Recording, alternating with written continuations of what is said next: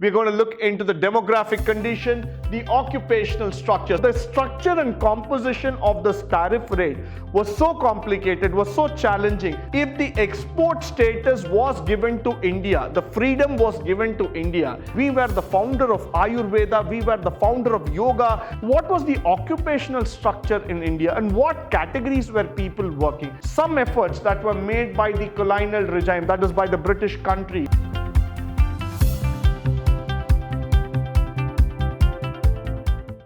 Good morning and welcome to the third session of India's independence and the economic condition on the eve of independence. Now, in this chapter, we are going to see about India's foreign trade, the occupational structure, and what are all the major factors that came on the time of independence. Now, why I'm trying to talk about this in this chapter is that in the previous sessions, we have talked about a lot of factors of how India tried to attain the independence, what are all the challenging factors, and what are all the zones at which India had struggled to make itself a name in the economic independence altogether.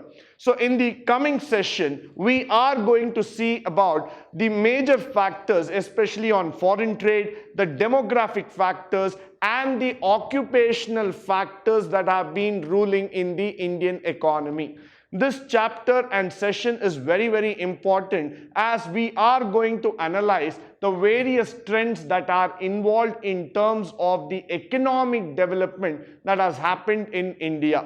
Though we all know that we got our independence in the year 1947 from the Britishers, but then the actual economic independence came to us only after 1950. So, going forward in this session, we will be looking into three important topics that will be the foreign trade, the demography, and the occupational structure altogether. Now, these are the topics that we are going to see here. We're going to look into the foreign trade, we're going to look into the demographic condition, the occupational structure. So three key factors that we are going to see in terms of the economic development in India. Now, what was the foreign trade concept altogether? India was a land of exports. Nobody can deny that factor.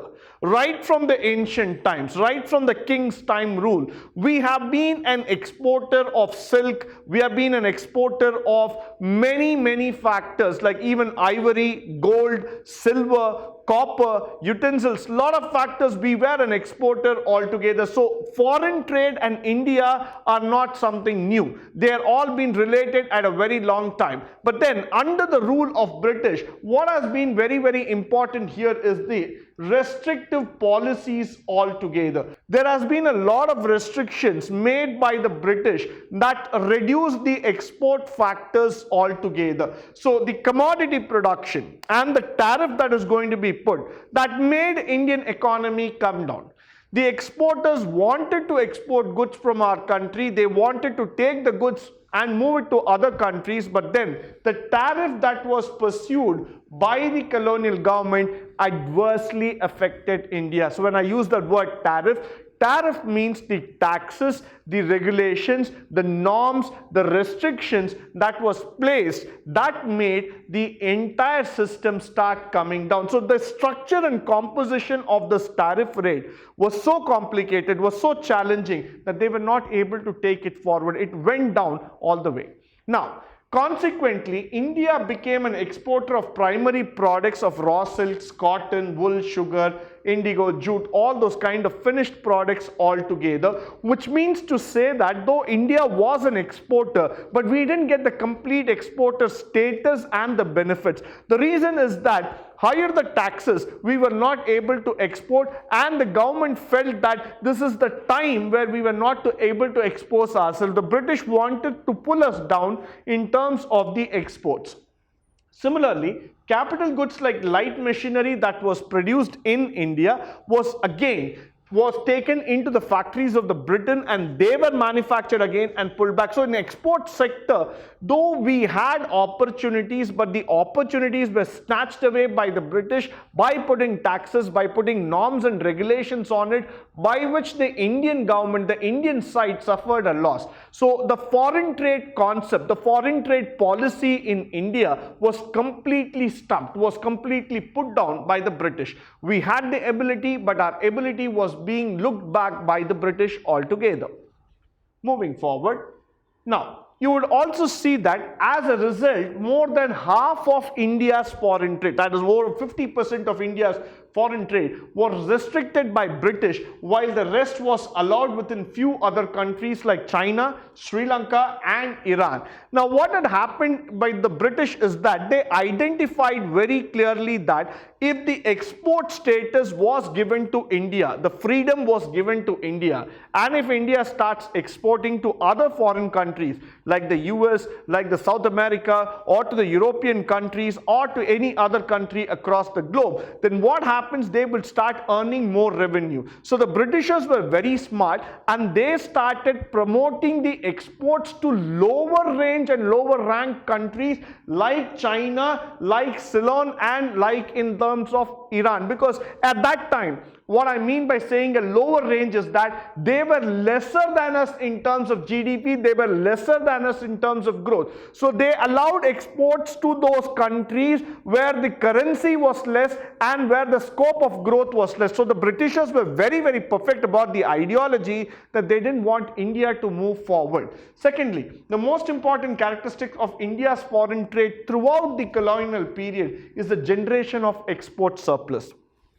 So if you see in India, there has been a continuous growth, there has been a continuous factor in terms of export surplus, and Indian government has been trying to increase the export as far as possible. We were in a surplus condition. We were not undermined, we were not in a position that where we could not have money, where we could not have exports altogether. We had a huge amount of exports, we had a huge amount of setup altogether, and we were trying to build up an organization and capacity by itself. So this was one of the most important and interesting aspect altogether, that we were an export hub. We were doing a great job altogether. So that is what led to the export mechanism. Now, if you see that this surplus came at a huge cost at the country's economy. So now what happened is that all the surplus, all the extra factors, all the extra growth, all the extra raw material that was there in India was again taken up by British. We were not able to sell it, so that became a cost factor for us.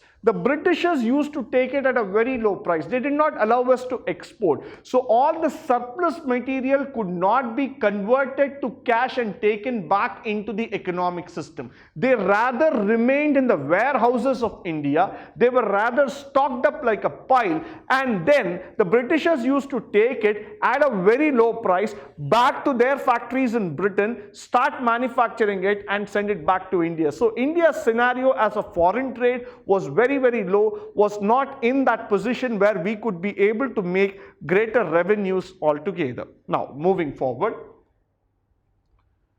Furthermore, if we want to understand, the export surplus did not result in any flow of gold or silver into India. Now, this is a very, very important concept. India is a hub of gold and silver. If you understand the Indian geographical conditions and the environmental condition, India is one of the largest exporter of gold, largest exporter of silver or any other precious metals altogether. That is because India was blessed with all this kind of metals and all this kind of wealth altogether. But it was the British, those who came to our country, they took the wealth from India and they went to their country. So what they did is that they drained the wealth of India. They took the gold and silver from India for their country's benefit and made our country poor. That was another hit in the foreign trade altogether, because we were not able to convert those surplus. We were not able to take it back in the form of gold and silver, and this led again to a deterioration in the foreign trade altogether. So this is what I want to emphasize here. This is what I want to throw back here, saying that it was because of the British, the export surplus not being converted to gold, not being converted to silver, and India taking a hit back in terms of the foreign trade. Rather, this was used to make payments for expenses incurred by the British in setting up the office. It was in the Indian soil, it was in our hometown, it was in our home ground, but the Britishers took our own money and they set up their offices, they set up their facilities and benefits, and they enjoyed it. So what happened here is that our revenue, our reserves were utilized by the British government for their benefit. It was not utilized for any other purpose. So ultimately what happened here is that though we had reserves, though we had gold, though we had assets,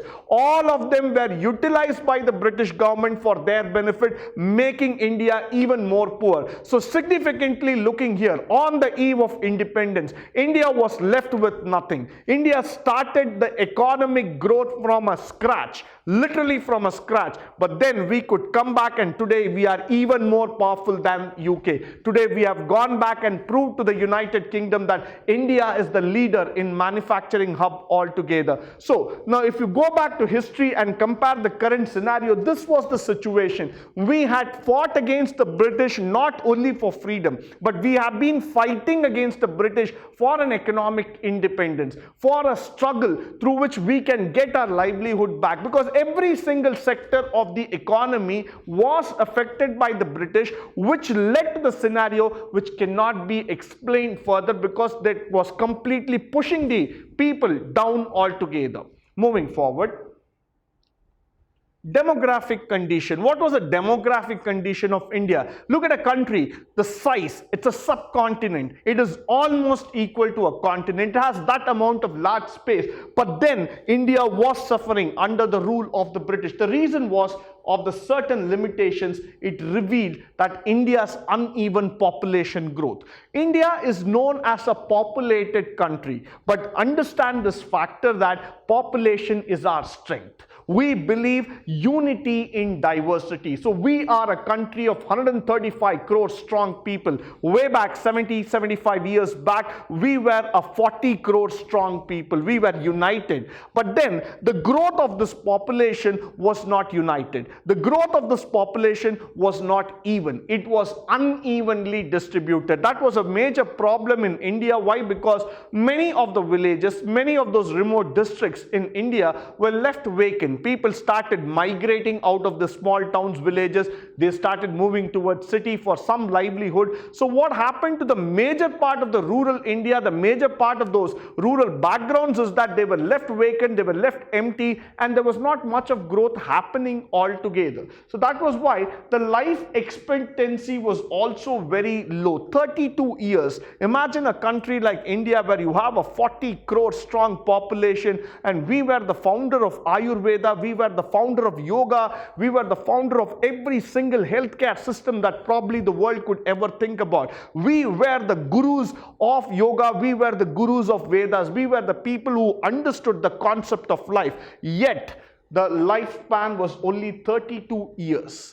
It was very, very less. It was not able to sustain. The reason is that for any disease or for any healthcare issue, India did not have an answer. India did not have a technology. India did not have necessary hospitals or necessary prevention care centers that could help the Indians to survive and come back. So that was a very big challenge for the Indian government, that they were not able to sustain their own population. They were not able to bring back their own population. They were not able to care for their own population, and that was the pathetic scenario for the country at that point of time. And now in the case of the present scenario, just look at the number. We were at 32, we have now moved to 63. Rather, I would even put the number to a more positive scenario. We are almost close to 70 in terms of the life expectancy. Look at the massive growth that India has made in terms of life expectancy. It simply have gone boomerang all up together to that, from 32 to 70, almost 120% growth altogether. Now, if you look here, another thing is that in the absence of reliable data, it is difficult to specify an extent of the poverty at that time. Now, poverty is one word in economics that cannot be explained, that cannot be put in words, that cannot be explained just in numbers, but it is a situation that can be only felt. And that was exactly what India was undergoing. Pangs of poverty. Poverty was literally killing India, literally killing those hundreds and millions of Indians who could not afford a day's meal. A situation where India was struggling literally to have one square meal.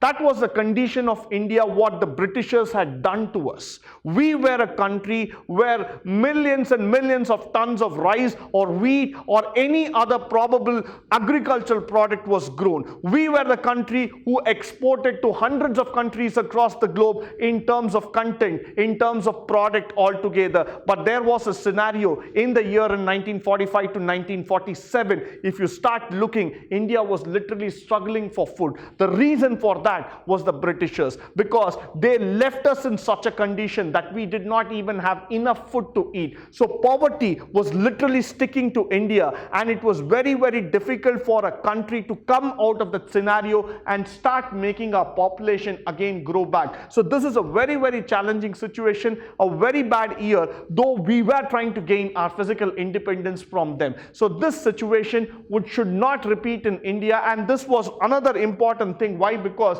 that poverty started contributing for a negative slowdown, for a negative growth altogether in terms of the economy. Now moving forward, occupational structure. What was the occupational structure in India and what categories were people working? If you look at this, the occupational structure of India, that is the distribution of working persons across different sectors. So what are all the sectors in which Indians were working showed a sign of change. Definitely there was a sign of change. Why? Because from agriculture we started slowly moving into manufacturing, we started slowly moving into power sectors or other sectors where there was a shift from agriculture to the other background altogether. The roads that were built primarily served as a purposes for mobilizing the army within. Again, Britishers are so selfish that whatever infrastructural development that happened in India happened for their benefit, did not happen for us. So which means to say that in the long run, the Britishers were very smart enough that whichever infrastructural facility that was created in the government in the Indian Empire was used by them. So occupationally, the Britishers made Indians work as laborers. They did not give us a chance to grow, to develop, to explore the skills and abilities. What they were trying to do here is that they knew that India had a large population. The entire population was made to work under a slavery kind of a condition. They were made to work under strict labor conditions, and the British government made the maximum utilization of that labor skills altogether. So that is where, if you look at the occupational skill, most of the occupational factors in India were under the underskilled, the unskilled employment. We did not have much of skilled employment growth. We did not have sectors which could probably make the Indian to come out of the intellectual potential. So these were all the sectors, if you start seeing that, where the government was literally struggling to place their people under proper jobs. Moving forward, there was always remained an acute shortage of all-weather roads, and you do not have proper infrastructural facility. Most of the rural areas did not even have proper roads, no primary healthcare centers, no education centers, or no sanitation altogether. This is because the British did not look into the micro factors altogether. They were happy that their empire, their kingdom, their country was getting all benefits from our country. So they were extremely happy that they were getting all sort of benefits using the Indians. So that was another backlash to the Indian economy. Now, naturally, most living in this area suffered grievously because of the natural calamities. In case of flood, in case of drought, in case of earthquake or any other natural calamities to talk about, India had no saviors. India was completely left in the lurch. India did not even have any kind of fractional help because all these things were taken up by the British, and India had completely collapsed at that point of time. India did not have any persons who could come and save them and say that, yes, we are there to support you. So because of the lack of infrastructure, because of the proper facilities that were not there, Indian government had to suffer. Indians had to suffer to a very, very large extent altogether.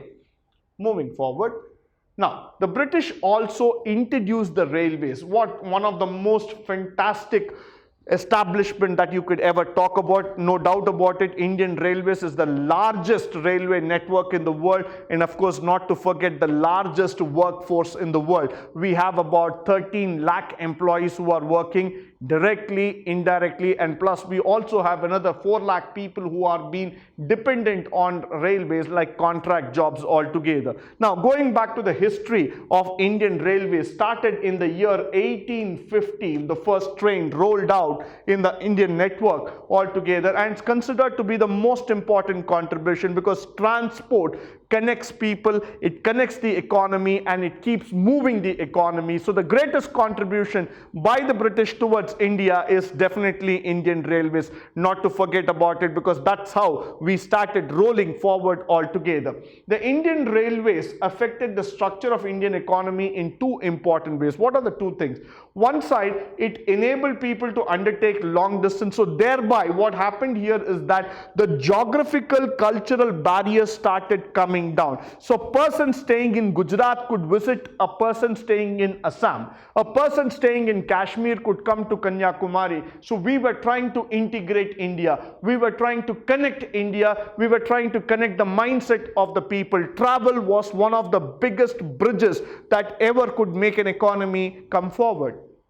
Now, it also fostered commercialization of Indian agriculture. Using the railways, we could take the produce of the farmer to every single corner of this country. So Indian Railways, a major contributor in the economy, it was the major thing that took the transport line and it moved the Indian economy to the next league as far as possible. So Indian Railways, in terms of goods carrier, was the primary provider for the economic growth altogether. So Indian Railways, not to forget, is the primary pillar through which the economy started bouncing back, economy started coming back into the scenario. Now, moving forward, the volume of India's export trade undoubtedly started doubling up because of the benefits that rarely accrued, of course, but it started expanding, it started proving up to a certain extent. Along with it, the development of roads and railways also started taking up. So little bit of modernization programs also started coming into the Indian economy. The inland waterways at times proved to be uneconomical because we didn't have much of the ports or the ship transport to be really on the line. So we were not really great at the marine transport altogether. The introduction of expensive system of electric telegraph in India similarly served the purposes of maintaining law and order. Again, if you start looking into here, the electric telegraph or the communication system at that point of time was not really exposed. It was again used by the Britishers. So India did not really have a strong foothold when it came to communications or it came to any other logistical systems as far as going. Now, moving forward, the conclusion from this chapter that we learn here is that the understanding of economy before the independence, what are all the factors that India took place under the colonial rule, what were all the challenges, and how the British took their economic interests, personalized it for their growth, for their development, and they saw that their country was developing and not the other countries altogether. So this is a very, very important factor for all of us to understand here. They were developing their country. The agriculture sector continued to experience a lot of stagnation. So the agriculture sector was not moving really forward. It was completely stagnated. Then came up with the manufacturing sector. So moving forward, we started seeing some systematic policies that started coming by British, which led to the collapse of India's famous handicraft and other thing, because Britishers were not allowing India to grow altogether. A lot of modern industries got locked by the British system. And if you start looking, India at that time was completely handicapped because our exports were also not flowing altogether. Lack of public health care facilities and things that led to the mortality rate fall down, and that was another important thing. Some efforts that were made by the colonial regime, that is by the British country, by the British rule altogether in the long run, like the introduction of railway, electric telegraph, and little bit on the modernization, did help India to come forward. So with this, we come to the conclusion of the chapter 1, that is India's economy on the eve of independence. I hope and believe this section, this chapter was very, very interesting, informative and educative. This is the chapter, this is the beginning of the Indian economy. So I expect all of you to please pay attention, to please learn those fundamental concepts. This will help you in a long way to understand the history of Indian economics. Thank you once again for joining me today on this wonderful session. I hope and wish you have a good day, and goodbye from my side. Thank you.